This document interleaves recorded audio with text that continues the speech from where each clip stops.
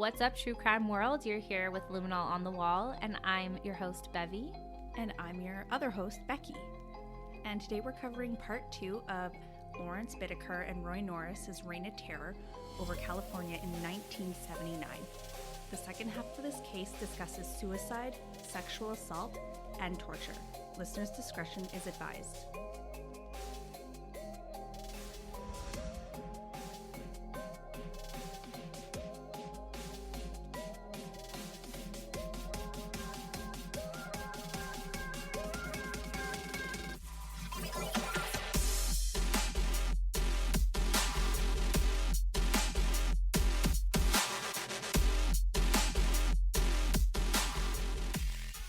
All right, Bev.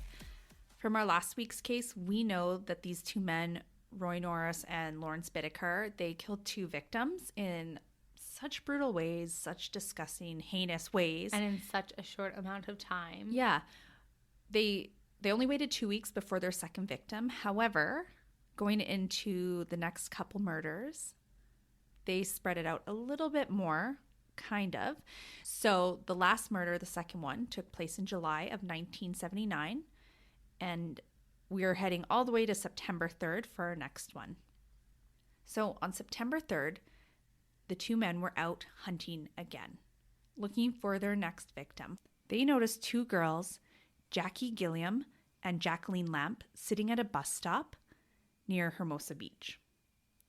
The 2 girls had been hitchhiking earlier, and they were just resting. Now, Roy and Lawrence offered the 2 girls a ride, and they both accepted. Didn't take much convincing. Oh, no. I know. Once inside, they were offered marijuana, and they also accepted that. Now, So they're kind of set out to have a nice time. These 2 men pick them up, offer them some drugs. They're like, whoop, whoop. we're going to have a good night, maybe. We're going to have a good night. Exactly.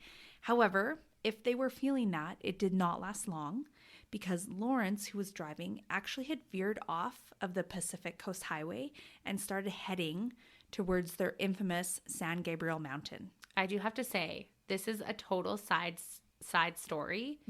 But when I was like 19, I was living in Edmonton, and this guy leaves me his phone number at Pizza Hut, where I was working as a server. Yeah. And I was like, sweet. Like, I thought he was cute too. So I end up texting him, and he asks me to go on a date. He picks me up at my house. Like, I've never, like, I saw him. I waited his table, okay? Like, this is wild. Go on this date with him. He picks me up in his vehicle. We're driving along in Edmonton. All of a sudden, Becky, we go out of the city.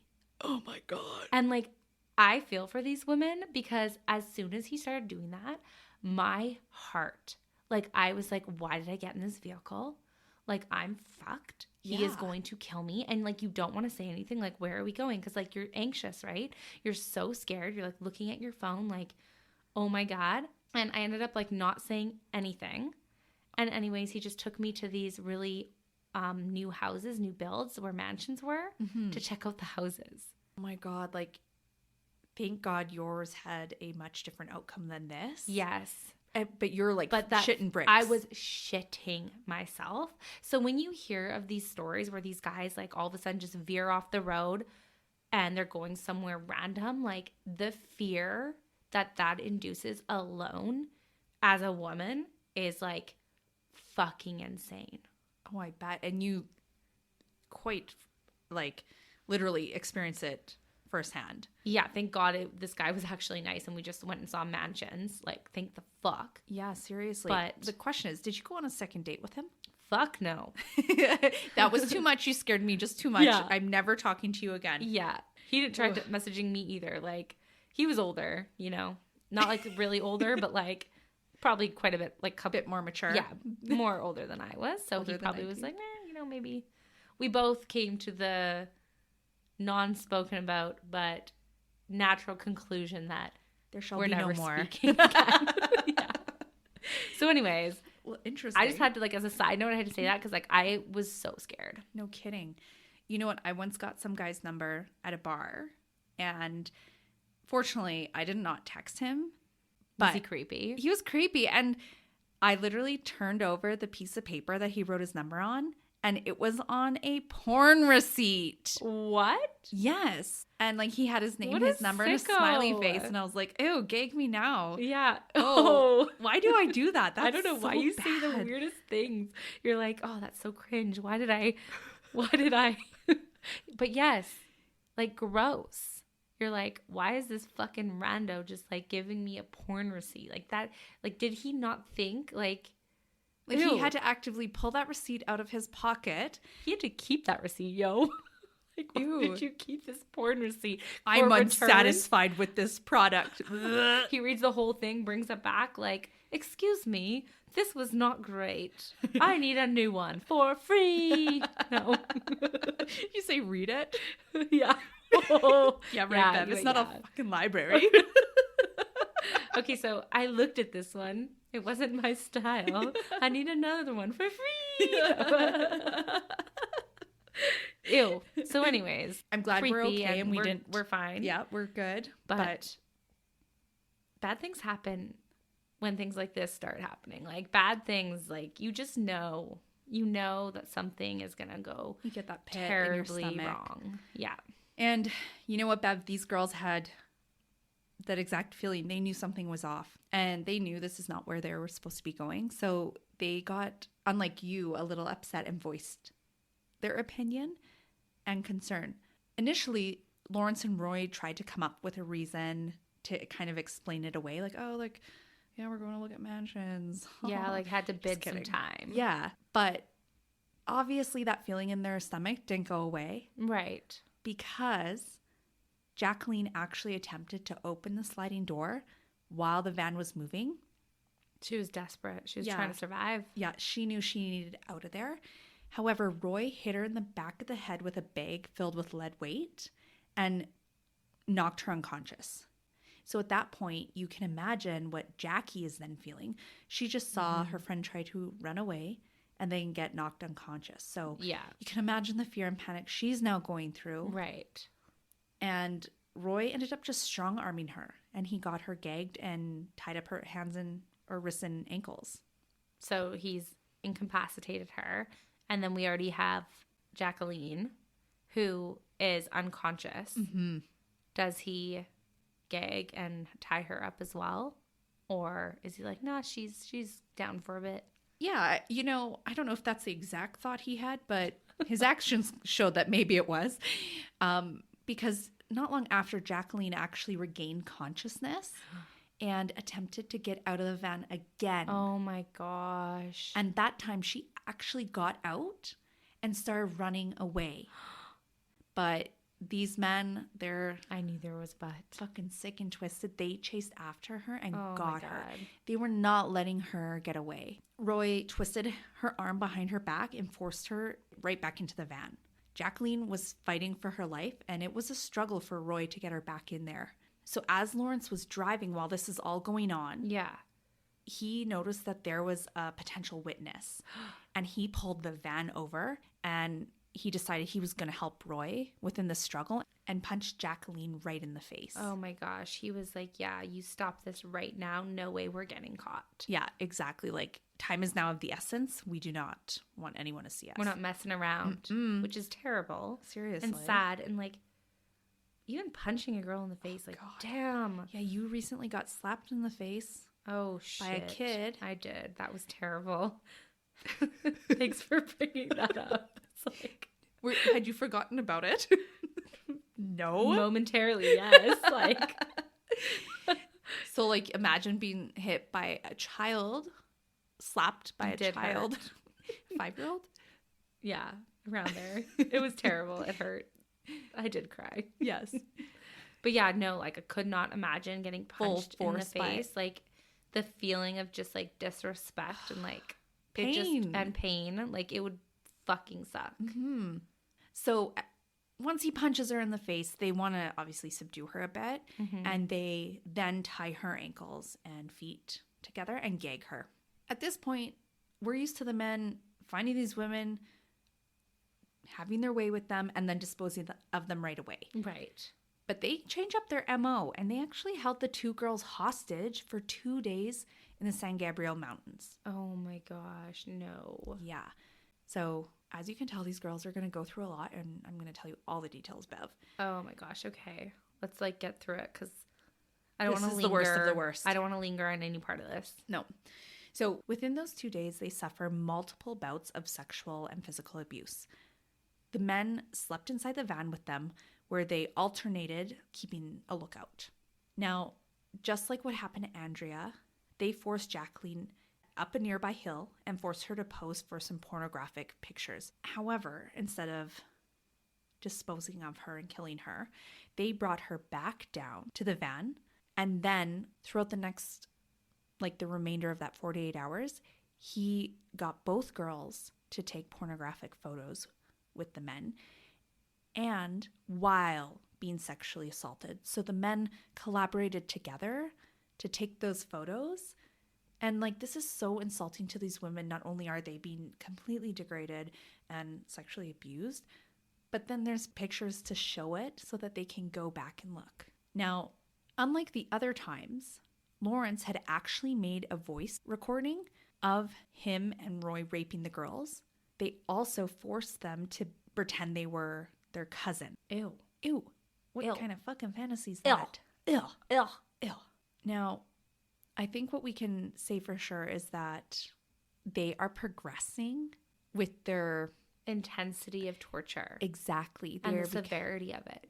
they are becoming more vicious. They are thinking of new cruel ways to Hurt these women. and humiliate them. Yeah, like terrible. They're being way worse than the first one. It's like they're gaining confidence and even more enjoyment in what they're doing. And it's sickening, truly. Yeah, it's like they have to top each one by making it a little worse for their own fucked up satisfaction. Yeah. At one point, they literally stabbed Jackie in the breast with ice picks, and they used vice grip pliers to tear parts of her nipples off. Oh, my Lord. After what I can imagine the longest 48 hours of those girls' lives, they ultimately were murdered. Do I dare say almost put out of their misery? Well, honestly, if you truly think about it, what they had to go through, living with that for the rest of their lives, like that would stay with them forever. So, I mean, it's not a far stretch to say that they were put out of their misery, you know? Oh, for sure. Now, Bev, Jackie had been stabbed in the ear with an ice pick and strangled to death. Jacqueline, on the other hand, had been taken out of the van where Roy hit her in the head with a sledgehammer. Then Lawrence strangled her until he thought she had died. However, she was still alive and she opened her eyes, and then Roy began to hit her with the sledgehammer repeatedly as she was still being strangled. Oh my God.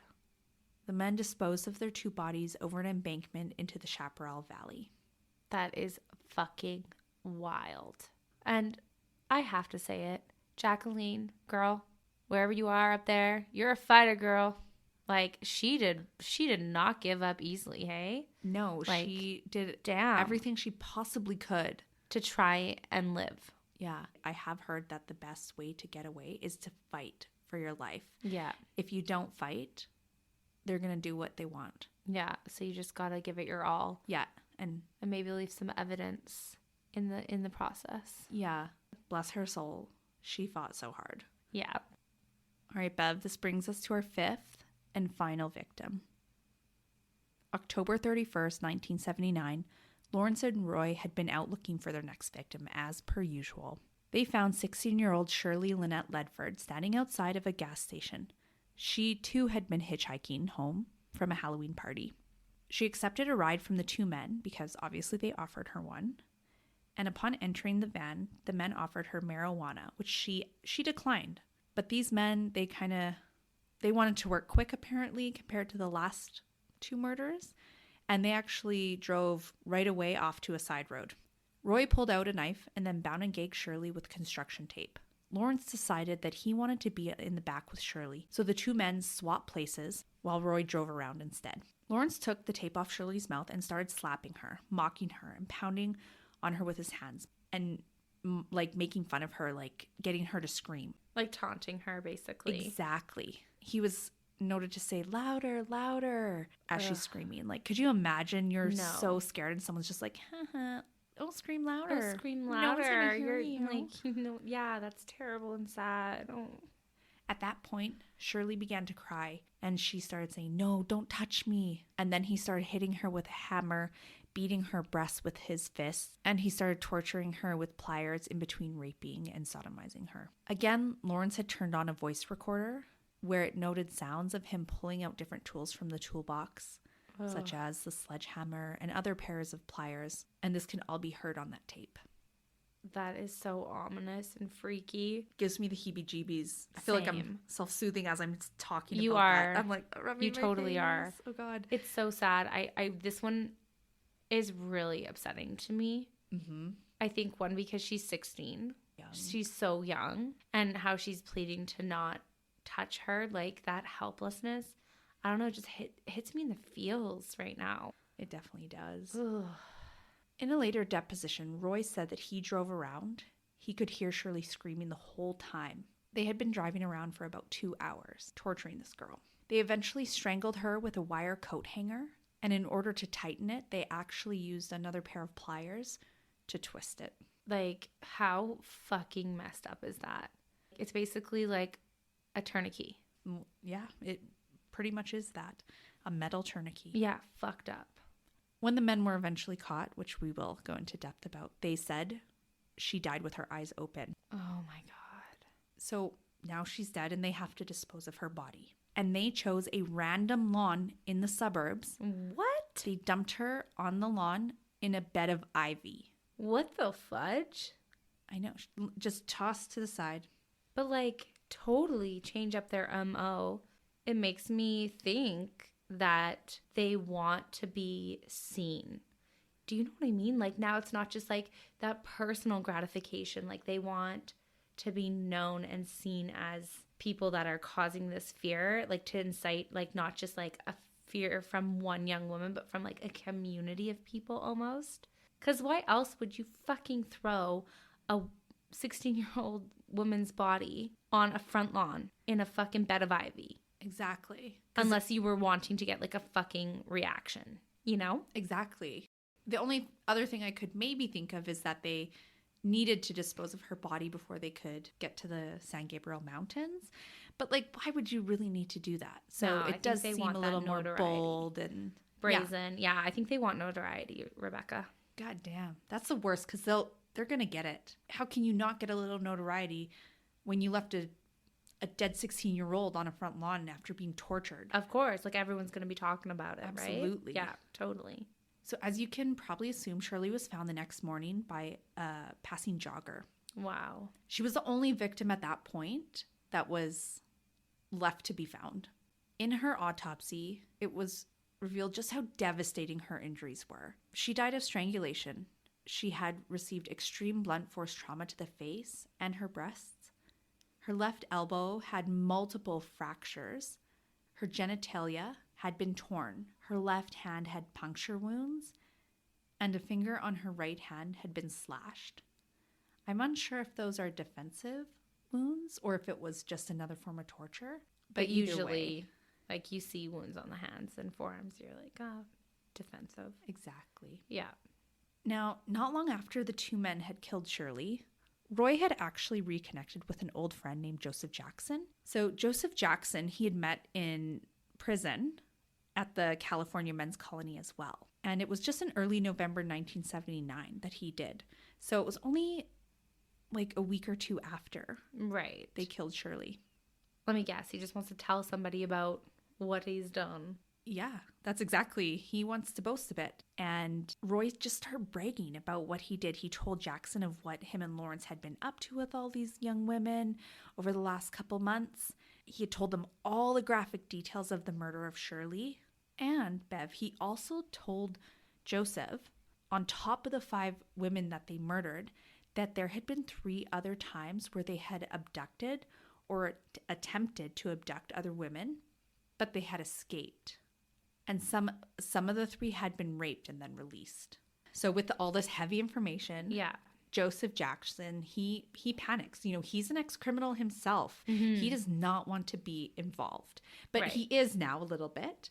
So he actually goes straight to his attorney and for some advice. That attorney tells him that he needs to tell the authorities, and he agreed. And so he went with his lawyer to tell the Los Angeles Police Department what he had heard. Holy shit. Yes.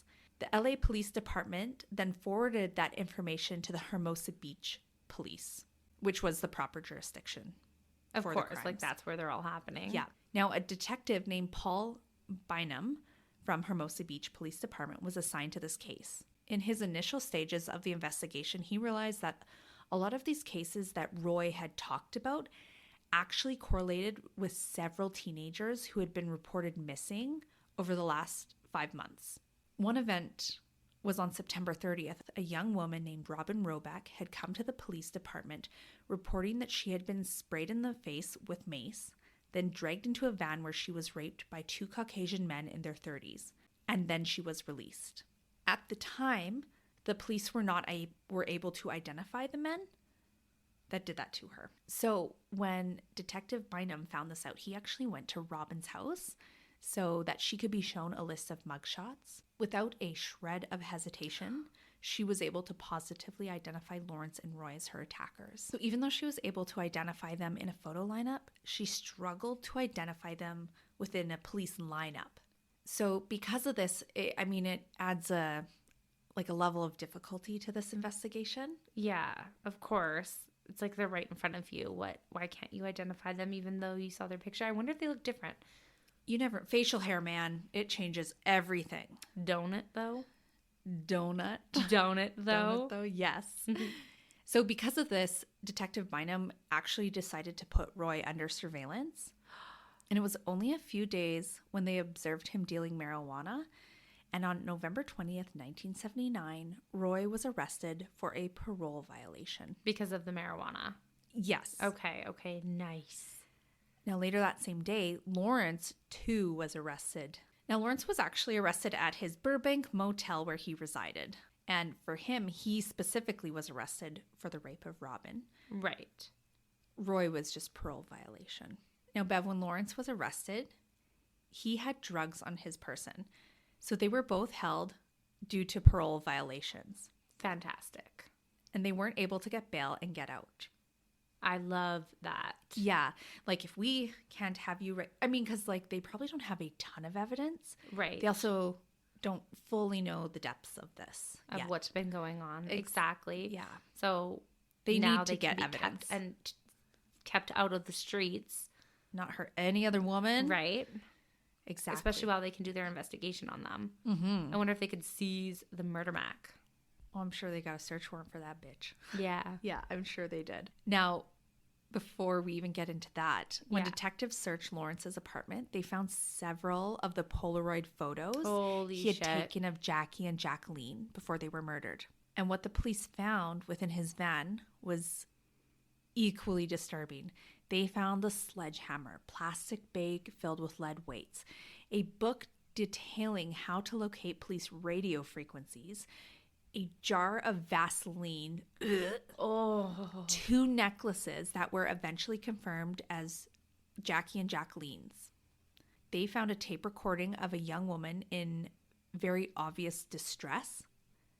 She was screaming and repeatedly pleading for mercy, all while being tortured and sexually abused.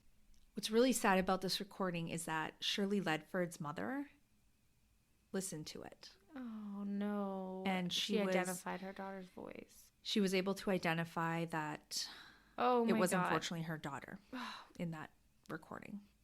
But also, because of that recording, the detectives were able to identify that the male voices that they heard mocking and threatening Shirley while torturing her were Roy Norris and Lawrence Bittaker.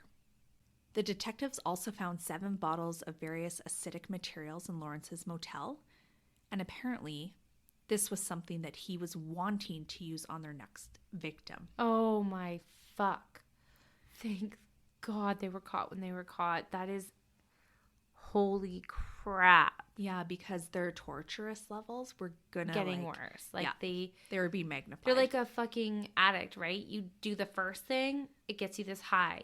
And then you need to do more and more and more to get that same high. Exactly. That is what it feels like is happening, right? Yeah, totally. Now, Bev, the police had found almost 500 Polaroid pictures taken of teenage girls and young women. Most of these photos had been taken without any of their consent. Now, at this point, Bev, the detectives knew they had a lot of evidence against each of the men that connected them to Shirley, as well as other missing women in the area, because they didn't have any other bodies, right? Right. Because they're all in a valley. Hidden away from society. Now, when police initially sat down to talk to both men, they flat out denied their involvement. However, when confronted with the large amount of evidence, both men realized that they're in big frickin' trouble. Yeah. Like, you're busted, bitch. Busted, biatch. Yeah. Both men sat in jail for parole violations, and in February of 1980, so a little less than a year later, both Lawrence and Roy were officially charged with the murders of the 5 girls. Lawrence was denied bail, but Roy was actually given a $10,000 bail. Why? Why, you ask? Well, March 18th, 1980, Roy Norris decided to plead guilty to 4 counts of first-degree murder and 1 count of second-degree murder. The second-degree murder was for Andrea Hall. He was also charged with 2 counts of rape and 1 count of robbery. The reason why he got bail was because he decided to take a plea, and I'm personally actually unsure if he was able to come up with the $10,000 and actually get out on bail, or if he just sat there with the option of it. Exactly. Part of that plea bargain was that he was also going to testify against Lawrence. And to be fair, Lawrence was the one who did most of the killing. Like, yes. he was. Yeah, he was like a smidge worse than Roy. Yeah, like a smidge. So, within that plea deal, he also would take the detectives to the San Gabriel Mountains to search for the bodies of the girl and women. Which we all know is so valuable when it comes to these proceedings, because the families want their children back. They do. They want to be able to give them like a proper send away and burial. Yeah. You know, and have that closure. So within that search, skeletal remains of Jacqueline Lamp and Jackie Gilliam were found at the bottom of the canyon by a riverbed. The bodies had been found, but were strewn over 100 feet in diameter. Their bodies show the brutality of Roy and Lawrence's crimes. An ice pick was found sitting in the skull of Jackie. Oh my goodness. And Jacqueline's skull showed multiple indentations. That was the evidence of the hammer blows. Yes, to the head. Fuck. That's just devastating. But also, like, it coincides with the evidence that they found. So in terms of trial proceeding, I think that the evidence and the injuries to the skull and the remains of those women, having those connect, it's good evidence. Good evidence, exactly. Yeah, like everything matches up, especially with what Joseph heard and then told the police. Yeah, it all really comes together to paint a very like strong picture in court. Yeah, of course, which at this point is all that we're hoping for, because, I mean, you can't bring someone back from the dead. Exactly. But sadly, Bev, attempts to find Andrea and Lucinda didn't go as well. Their bodies were never found. What is kind of sad, though, is even though Roy decided that he was going to give the detectives what they wanted in his plea, he actually, when he spoke about these crimes, he downplayed his role in a lot of them. And he stated that he didn't actually get joy from torturing these victims or killing them. He ultimately was only looking for sexual release, and his preference would have actually not to have killed them. Which, to be fair, it could be a little bit of a downplay. And maybe we're talking some self-preservation here, as a court hearing is going for multiple counts of murder. Face a bit. Maybe. But at the same time, the first murder that took place, like, Roy couldn't go through with the murder. Yeah. And Lawrence did have to come help him finish it off, right? So when you think of that, and then the fact that he didn't really actually murder any girl except for Jacqueline, I think, or maybe Jackie, one of them. Yeah, he assisted. Like he helped with the process, but like he wasn't the one that followed through with it. So in some regard, I think maybe that there's an element of truth to what he's saying there, because you also think of his MO prior to meeting up with Lawrence and all of this. He was a rapist. He was not a murderer. Killer. And not only that, but Lawrence was the one who initially had mentioned that if he were to rape a woman, he would want to kill her. So at the end of the day, do I think that he is less guilty? No. Do I think that his actions were despicable? Yes. But do I think there's an element of truth to what he's saying? Also, yes. Yeah, there definitely could be, right? Yeah. And as we've kind of talked about this, he himself also said that Lawrence seemed to get more enjoyment from it, but he also himself noticed that Lawrence was becoming like more intense and ruthless. And on April 24th, 1980, Lawrence Bittaker was officially charged with 29 counts of kidnapping, murder, sodomy, rape, as well as multiple other charges that included criminal conspiracy and possession of firearms. He then, Bev, was charged with 2 counts of conspiracy to commit murder. Why, you ask? You must be asking because we didn't cover anything. Why, Becky? Why? Because the time frame of December 1979, he had actually attempted to convince 2 other inmates that were scheduled for release to go and kill her. So before his trial, he wanted her dead before any of this went down. Holy shit. That is fucking insane. So you can clearly see just how much of a fucking savage. He's a terrible individual. Yeah. No redeemable qualities in this guy. Exactly. Now, although he tried to have Robin killed, sadly, the charges of rape against her were ultimately dropped. Well, there was no evidence. Exactly. And she struggled to identify them in the lineup. True. Right? Yeah. So totally. They couldn't. I mean, I personally don't think that I think she knows that it was them. She knows. Yeah. And also, why have her killed if you didn't? Or try to have her killed if you didn't do what she said? Yeah, but just strictly speaking in like the court of law and the rules associated with conviction, obviously I can see why the charge was dropped. Exactly. But like, you know, I know, everybody knows, he knew, she knows, like, that's who fucked with her. Exactly. Yeah. And you know what, though? Without Robin, they might have not figured out about Roy or Lawrence. Yeah, exactly. You know, without having that corroboration with Joseph. Yeah. It might have never amounted to anything. So exactly. I mean, thank God for Robin. Thank God for Robin. Yeah.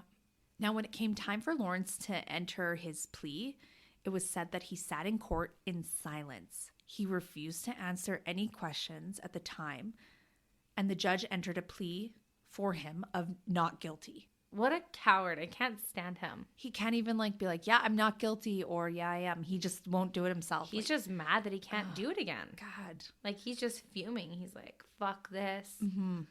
Now, a little while later, on January 19th, 1981, Roy Norris was a star witness. He would go on to tell the courts ultimately how him and Lawrence became friends in jail, and then how they ultimately got in contact once they were both released from prison. He also told the courts exactly what their plan was to kidnap, rape, and kill teenage girls.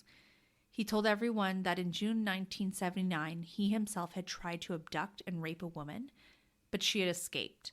And it was at that point that the men decided that they actually needed to work together as a team to get done what they wanted. Which is exactly what happened, right? Like, this is like what we heard about last week. Exactly.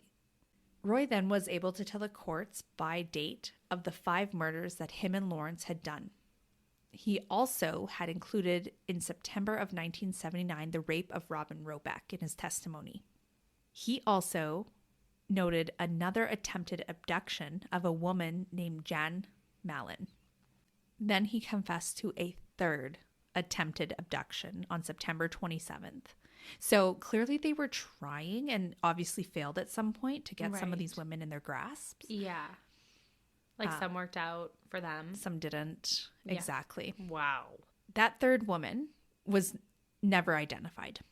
Now, Bev, within that trial, there were also several other witnesses that took the stand in this case. They had all been able to tell detectives that in some way Lawrence had shown them gory details of his crimes. One of which who was a 17-year-old neighbor who had been shown Polaroids specifically of Jacqueline where Lawrence had told her the girls I get won't talk anymore. She also stated that once Lawrence had played a tape where she heard two girls screaming and him laughing. On the stand, they also had other inmates who had come forward and had been told other disturbing details of his crimes. So Lawrence Bittaker was out there bragging about his crimes and revealing them. For what reason? Just bragging rights at this point? Like he's a proud dude? For sure. Totally. Like that is absolutely what it comes across as. Screw this guy. And honestly, it just, again, coincides with what Roy was saying is that he seemed to enjoy it more. Like this guy was fucking proud of this. Like what a POS, Rebecca. POS. So Lawrence's defense team actually tried to argue that he had only become aware of Roy Norris's crimes shortly before they were arrested. So they're trying to play it off like Lawrence had no idea and that Roy's just like blaming him or something. Like it sounds like a fucking bogus defense, to be quite honest. At least like say he's insane or something. But like he didn't even know about them till he was arrested. Bullshit. There's a voice recording of you. You were like, identified. You were laughing and being disgusting.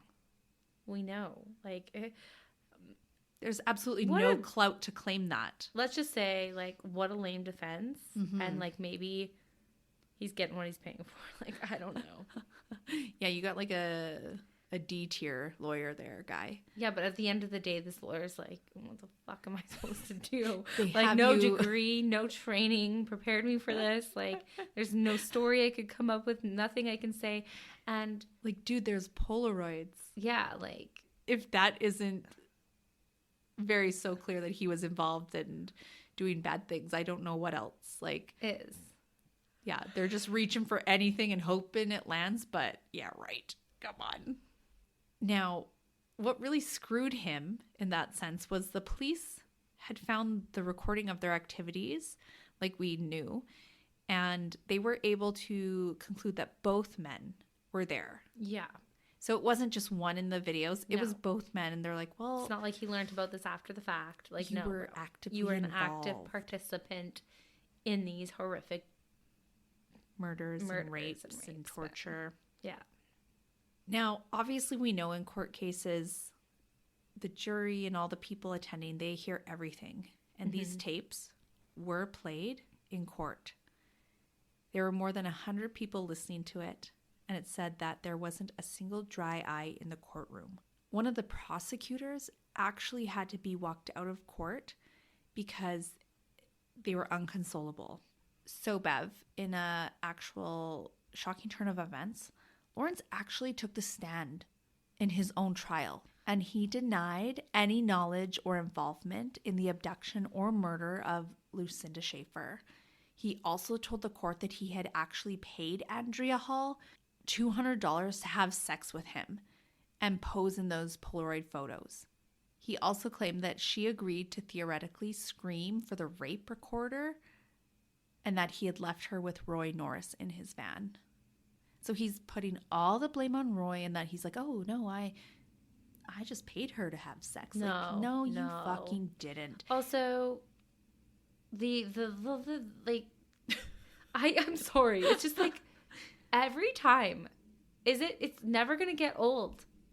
Every single time a guilty as fuck piece of shit motherfucker is getting tried, they go and take the stand for their defense. Like, what the fuck? It's so awkward because it's like, do you actually think anyone is going to believe what you said? Especially knowing the evidence that they have against you? Like, something obviously is broken in their mind because not only did they commit these heinous fucking acts, but then they're like... They believe they can get away with it. Like, oh, you will believe me. I was completely uninvolved. That's not me on the tape. Yeah, like, stupid. Okay, Lawrence.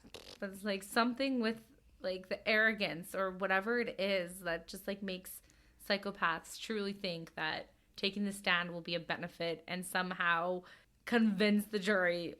against all evidence against them. Like, it's just the weirdest phenomenon, I feel like. Isn't it, though? So eventually the trial commences, Bev, obviously. And on February 17th, 1981, the jury deliberated for 3 whole days. They ultimately came back and found Lawrence Bittaker guilty of 5 counts of first-degree murder, 1 charge of conspiracy to commit first-degree murder, 5 charges of kidnapping, 9 charges of rape, 2 charges of forcible oral copulation, 1 charge of sodomy, and then 3 charges of unlawful possession of a firearm. Then the jury got to decide, is he going to spend his life in prison, death penalty? And apparently the jury only took 90 minutes to come to that conclusion. Death penalty. Yes. He deserved to die. Yeah. He deserved to die. And so that death penalty is just for the 5 counts of first-degree murder. Right. You take 5 lives, you give 1. Yeah. I feel like it's a fair trade-off. Totally. So Lawrence's initial execution date was set for December 29th, 1989. He obviously appealed that conviction because that's what people do. Mm-hmm. And it took a little while to go through that appeal process, so it was pushed back. And on June 11th, 1990, the Supreme Court upheld his execution, and his new date was scheduled for July 23rd, 1991. In this time, while he was in prison, Lawrence was a freaking menace, Bev. He apparently filed more than 40 frivolous lawsuits, like completely senseless. One, as an example, he got a broken cookie as well as a crushed sandwich from the cafeteria, and he tried to sue them for that. Oh my God. You shouldn't ever have a cookie ever again, Lawrence. Yeah, right. Why do criminals get cookies? And Bev, for some reason, Lawrence evaded his execution date once again. However, this guy died in prison due to natural causes on December 13th, 2019. He was 79 when he died. Now, over the years, Roy Norris, he wasn't quite as a menace, but over the years, he started to create a narrative that he only was a part of these crimes because he was fearful of his friend, Lawrence Bittaker, and that he only enjoyed the rape part. But he said he felt threatened by him. Now, Roy was not given the death penalty because of his plea bargain. And just a few months after Lawrence died, Roy also passed away. And on February 24th, 2020, he died at the age of 72, also from natural causes. You know what I do kind of find funny? When they were initially released from prison, it was within about 3 months of each other. And then they died within 3 months of each other. Isn't that kind of just weird? It's kind of eerie. It's just fucking such a weird coincidence. I know, that's right? odd. Yeah, totally weird. Now, Bev, we know that these 2 men affected so many families' lives, but it didn't stop with the victims and their families. It said that Paul Bynum, the chief investigator of the case, at the age of 39, had ended up committing suicide. And in a 10-page suicide note, he specifically refers to the murders committed by these men as haunting him, and he was highly fearful that they may one day be released from prison. Now, currently, the FBI Academy uses these tapes to train and desensitize their agents to show them that this unfortunately is a reality and that they may come across situations like this. Oh my God. That is devastating. I can see why it haunts him. It's so affecting us as we talk about it. Mm-hmm. It's so emotional, and it affected the prosecutor, everyone listening to it. Mm-hmm. Man, talking about it and hearing about the details of it, it is fucking insane. You feel so much for those victims. Mm-hmm. You feel for all the victims, but this one's just so brutal, and they were so sadistic. It just sits with you. You can't, you can't imagine that someone is even like that to commit this. So it really is just so haunting. So thanks for listening. Thanks for sharing.